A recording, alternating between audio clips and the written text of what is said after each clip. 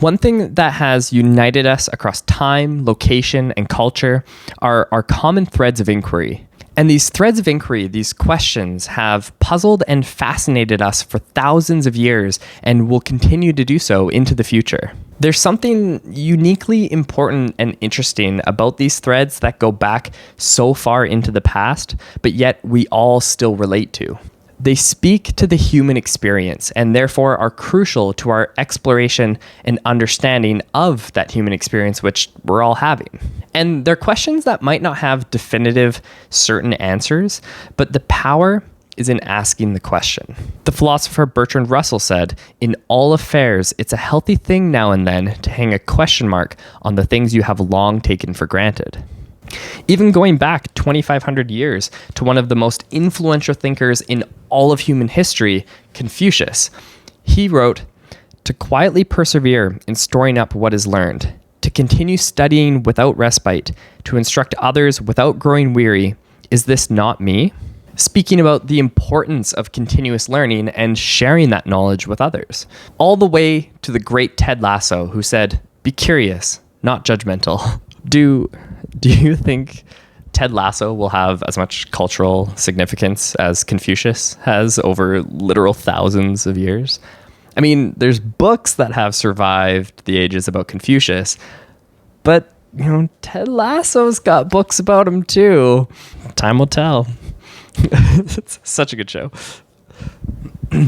By examining a thread of inquiry, asking questions and exploring, we might be able to begin to understand the fibers that hold it together. And the journey of discovery doesn't have to be burdensome.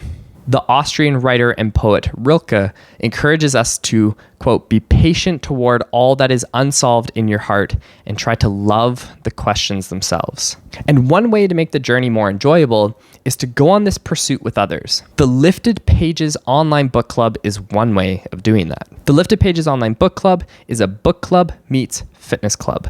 And this year, the thread we're pulling on is the question, what makes for a good life? The online book club starts on January 13th, so there's still time to join. And from the 13th to the end of the month, the reading schedule isn't too intense. So if you're a little late getting your books or getting started, you'll likely be able to catch up. And we're not going to just challenge and invigorate the mind, but also the body. It's book club meets fitness club. In the next video, we'll talk about that side of things. To start off our adventure, we'll be reading Being Good by Simon Blackburn and The Death of Ivan Ilyich. Like I mentioned, we're easing in with a short introductory book and not too demanding of a reading schedule. On the book club dashboard on Discord, which you will be taken to if you click the sign up link in the description below, the book club is totally free, by the way. You will see I've posted a syllabus for the first section as well as a suggested daily reading schedule. And you'll notice we're pairing an expository book, a book that teaches you directly, with a novel or narrative book that complements the teaching more subtly. This is something that we'll be doing throughout. So let's take a quick look at the first half of this year's syllabus. For more thorough descriptions and links to the books on Amazon, you can click on the 2025 book list link in the description or on the website. As I mentioned, we're starting with Being Good, a short introduction to ethics, paired with The Death of Ivan Ilyich. Ethics is the study on how best to live. So it is the key fiber of the thread we're exploring, the question of what makes for a good life. So we're starting with a primer that will help us understand the context of upcoming books. Blackburn has a really inviting writing style. He quickly became one of my favorite introductory authors after I read Think, which is another really good book by him.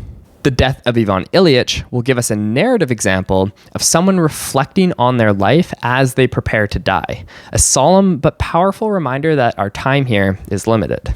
As we enter February, we dial it up to a book that is consistently finding its way onto must-read lists, said to be the first and best book on the topic of how best to live, Aristotle's Nicomachean Ethics. This foundational text has shaped much of Western thought on what the good life is. Paired with Aristotle, we're going to read The Remains of Day by Kazuo Ishiguro. The story of a butler reflecting on his life's devotion to duty, and it complements Aristotle's work by taking a narrative look at the importance of balancing reason and emotion for a flourishing life. In March, we take on some heavy hitters. Kantian Ethics by Alan Wood and The Poisonwood Bible by Barbara Kingsolver.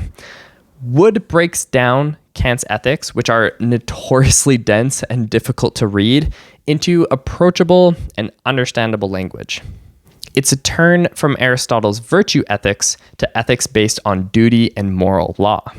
Paired with an interesting contrast, The Poisonwood Bible by Barbara Kingsolver is a story about a missionary family in the Congo and illustrates the clash between moral intention and consequence. In April, we bring it all together with the short and lively Moral Relativism and Moral Objectivity by Harman and Thompson. A lively debate on whether moral truths are objective or culturally relative. Is there a universal approach for a good life, or only contextual ones? Paired with this is a challenge to moral conventions. Albert Camus' existentialist masterpiece, The Stranger. It provides a narrative exploration of the implications of a life lived without conventional moral anchors. In the latter part of April and throughout May, we take on giants. The Fragility of Goodness by Martha Nussbaum and The Book Thief by Marcus Zusak. Nussbaum offers an essential work for understanding the complexities of human experience and a good life. Luck, vulnerability, emotion, ethical considerations, they're all here in this master work. And The Book Thief, an absolute classic, complements Nussbaum's work by showcasing how resilience and goodness can endure in the face of immense suffering. Rounding out this video and the first half of the year, we return to Aristotelian virtue ethics, but in a modern context with After Virtue by Alistair MacIntyre, and repairing it with a novel of a curmudgeonly old man who rediscovers a sense of purpose, A Man Called Ove by Frederick Backman. A book said to make you laugh, cry, and fall in love with reading novels.